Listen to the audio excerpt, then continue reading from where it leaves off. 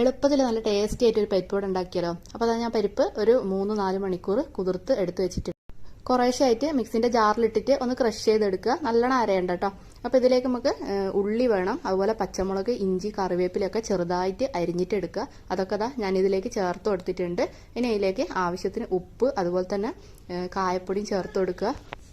ഒരു 2 table spoon അരിപ്പൊടി കൂടി ഞാൻ ചേർത്ത് കൊടുത്തിട്ടുണ്ട്, നല്ലൊരു ക്രിസ്പി ആയിട്ട് കിട്ടാൻ വേണ്ടിയിട്ട്. അപ്പോൾ ഇതെല്ലാം കൂടി നല്ലപോലെ ഒന്ന് മിക്സ് ചെയ്തിട്ട് എടുക്കുക കേട്ടോ. അപ്പോൾ ഇതാ ഞാനിവിടെ എല്ലാം കൂടി മിക്സ് ചെയ്ത് എടുത്തിട്ടുണ്ട്. ഇത് കണ്ടില്ലേ. ഇനി ഇത് നമ്മൾ പരിപ്പ് വടേൻ്റെ ഷേപ്പിൽ ചെറുതാക്കിയിട്ട് എടുക്കുക. ഞാൻ ഇവിടെ ചെറിയ ചെറിയ പരിപ്പ് വടയായിട്ട് ഉണ്ടാക്കുന്ന ഷേപ്പൊന്നും ഉണ്ടാവില്ല, പക്ഷെ നല്ല ടേസ്റ്റ് ഉണ്ടായിരുന്നു കേട്ടോ. അപ്പോൾ ഇതാ ഇതുപോലെ എടുത്തിട്ടുണ്ട്. ഇനി നമുക്ക് എണ്ണയിലിട്ടിട്ട് പൊരിച്ചെടുത്താൽ മാത്രം മതി. അപ്പോൾ എല്ലാവരും ഒന്ന് ട്രൈ ചെയ്ത് നോക്കുക. ഈസിയാണ്, ടേസ്റ്റിയാണ്, അതുപോലെ നല്ല എളുപ്പമാണ്. അപ്പോൾ